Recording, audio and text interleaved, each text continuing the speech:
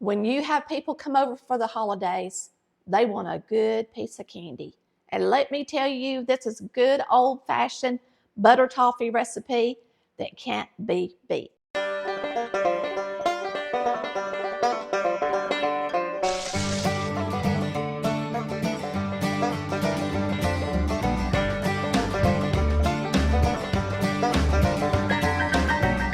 Boy, have we got a treat for you today. I'm Tammy, the cameraman is Chris, and this is Collard Valley Cooks, where we cook like our mamas did. Today we are making homemade toffee.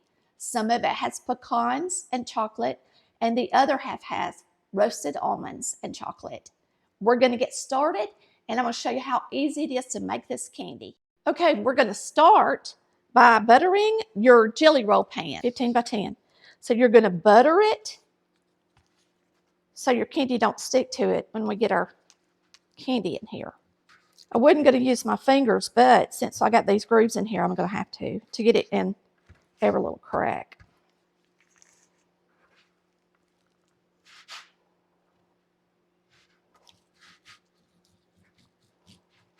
Okay, now the recipe calls for all almonds, but I don't have 2 cups of almonds. So I'm going to use half almonds and half pecans, okay? And it wants you to toast your almonds, and mine are already toasted, so that's easy. So I didn't have to do that step. But the first step is preparing your chocolate and nuts and getting them in this pan right here. So what we're going to do is use our pull chopper, and we're going to put our almonds in here, the ones that I do have, and chop them.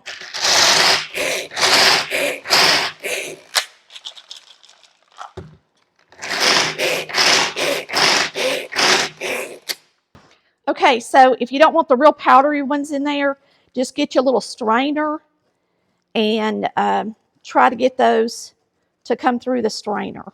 That way you're just left with the bigger pieces to go in your candy. And I'll show you how little these are and why you wouldn't want them in your candy. It would make it less pretty when you do break it up and put it on a serving sheet. You can tell by looking in there, they're like powder almost. And now you're left with just nice big pieces of almond. And we're just going to spread these on the sheet.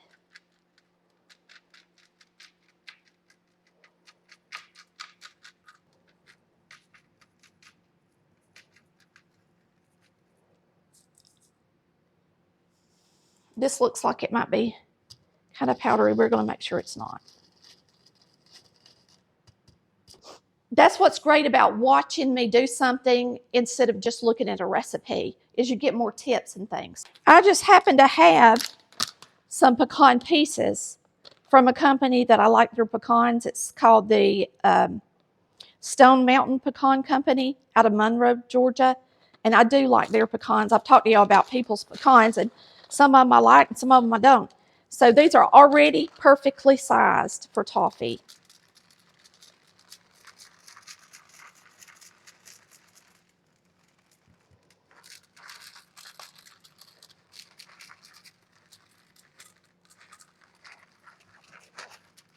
Should do it.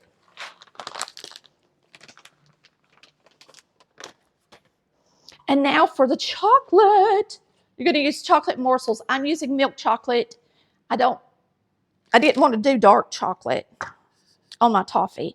But if you like dark chocolate, and I'm not going to do a whole lot of it either.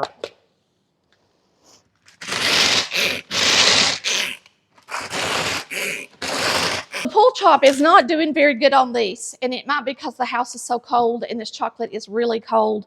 So I'm going to put them in a bag and beat them up with a mallet.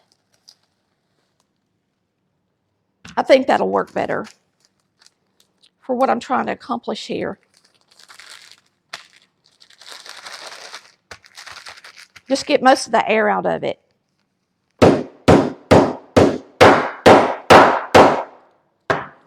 All right, that'll do it.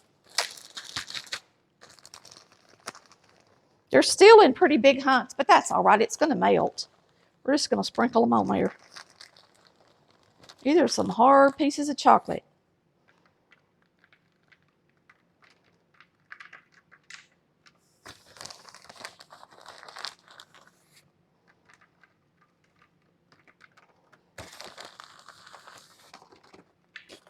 You could use the tiny mini morsels if you like the dark chocolate, but I don't think you can ever find those in milk chocolate. So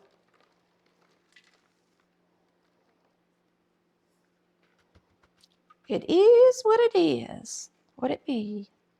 All right, for the toffee, you're going to use 2 sticks of butter. I'm using a non-stick pot. I'm using my green bean pot. And you're going to bring it to a pretty slow boil. And you're going to put in your butter, 2 sticks, and I'm using salted butter because everything sweet's better with a little salt on it. Let me make sure that's not a piece of, it wasn't. Make sure I didn't get paper in there. So we're going to let this butter melt. And as soon as it melts, we're going to add some sugar and 2 tablespoons of water. It's really easy to make, y'all.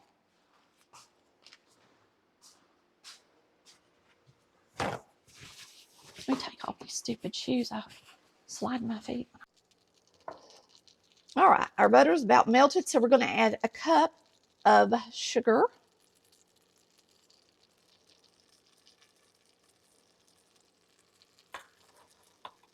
And 3 tablespoons of cold water. 1, 2, 3. And I'm just going to put barely a little bit more because I couldn't get them completely full. Now you want to use a extra fine sugar when you make candy. And that way the sugar can melt better. All right. And so I'm just going to stir it a little bit. Go around the edge with my little spatula to make sure I don't have sugar on the edge of the pot. And then we're going to cover it.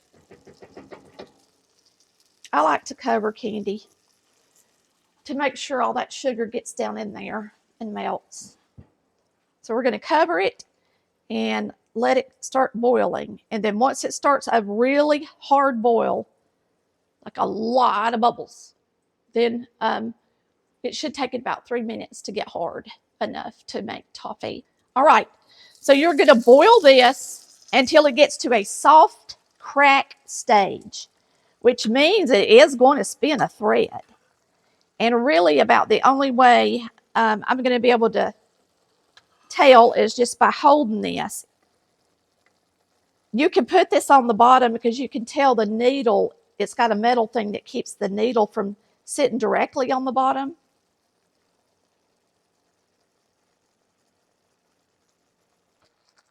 It's almost a soft ball. I'm going to turn the heat down a little bit.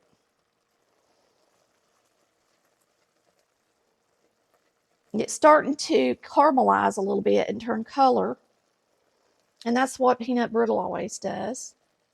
All right, we are at the firm ball stage, so it's not going to be long until we get to the soft crack stage, okay? So let me just say this. I want you guys to let us know about your toffee and what kind of toppings you like on yours, okay?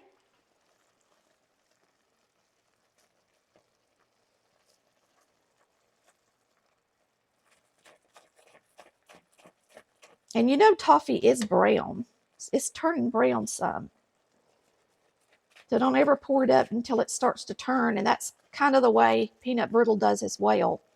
A lot of peanut brittle you buy is not good and colored. It's light in color, and I like it darker in color. I think it tastes better. All right, we're getting there. All right, I got a taller spatula because it's getting so hot it hurts it's getting my hands too warm. Let me stir it good. It's really about ready.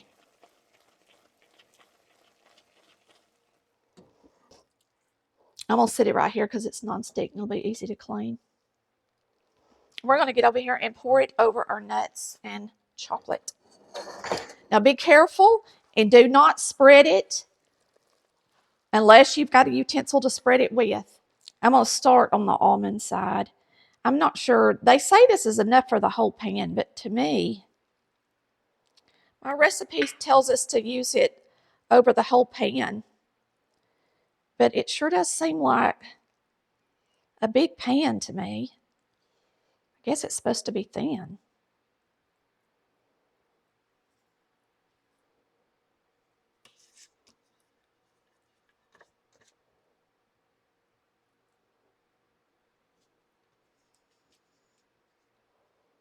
All right. Look how easy that cleans up. That's the perfect. Now we're making a second batch because I think it needs more on the pan. And I just did a second batch, so it'd be easy. It's better to have too much than not have enough. So whenever you make this, go ahead and mark in your cookbooks.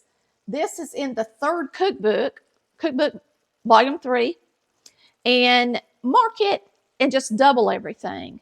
I mean, the almonds and the milk chocolate is fine, but double your toffee recipe. So you'll be using 4 sticks of butter, 2 cups of sugar, and 6 tablespoons of cold water.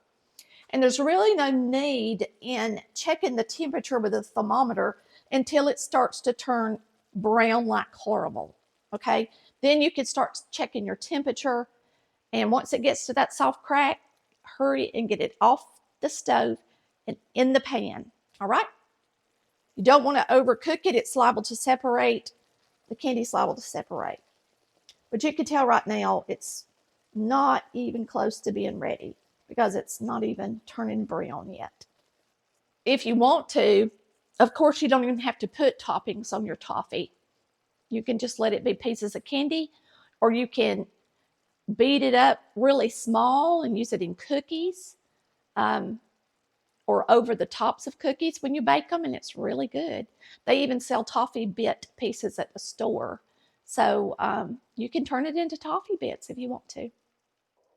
Now, you noticed I pulled it off of the heat just to see where I'm at before I continue cooking it. Okay, here we go.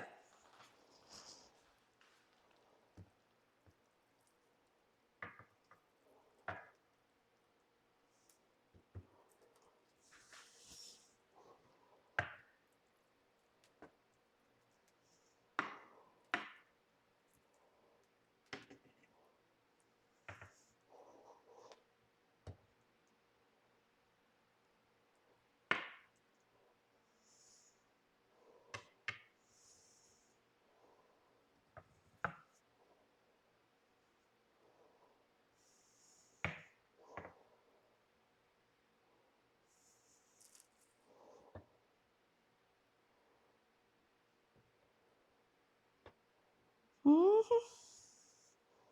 That gets it. If you try to spread it and it does like it did the first time I tried to spread it because there wasn't enough on here, don't tear it all to pieces trying to spread it. It don't matter. You could even pick up the pan like this and let it run if you wanted to, but I think it's perfect just like that. So we're going to let this cool down, and then we're going to crack it up and get us a bite. All right, we're going to take some parchment and get our candy out on top of it. And really, it would have been good to line this with a piece of parchment. Then I could have just lifted it right out. Looks good. Come out of the pan good. So I must have did a pretty good job buttering it. Boy, it looks pretty, don't it? So let's break it up.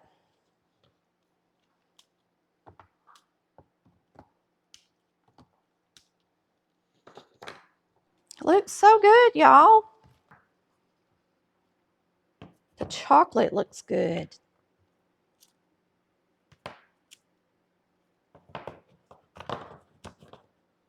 The chocolate is like in the middle of the toffee. It's like right in the middle. It's really delicious. So I think making 2 batches was smart. All right, you got your pecan side and you got your almond side. I'm going to try the almond side.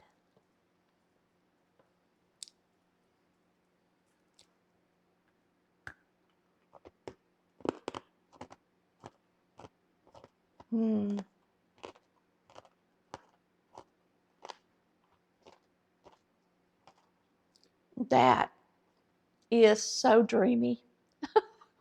I don't know what else to say. It's dreamy. Dreamy delicious. Woo! Boy, it's hard to beat that. I can guarantee you one thing. You can't buy something that tastes this good. Wow, wow, wow. Is that delicious? I mean, so good. I'm going to let Chris taste it. Y'all have got to try this recipe. It's super easy. And boy, will everybody love it. This would be great to give as gifts as well. That's so good. We got too much of this. We got to get rid of it. I'm going to be eating it all day long. It's going to be good for football, isn't it? It's a good football treat.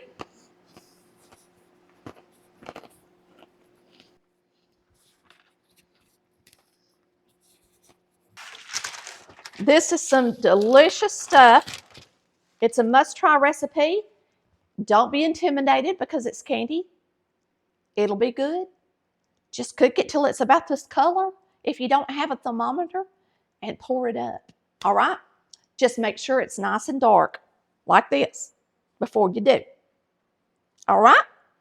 I will see you next time on Colored Valley Cooks, where we're cooking up good old-fashioned candy just like our mamas did. Love ya. Bye. When you have people come over for the holidays, they want a good piece of candy. And let me tell you, this is good old-fashioned butter toffee recipe that can't be beat. Let's get started. Cooking time, it's over now. Tammy, she just showed you how to cook it up like Mama used to do. So go on.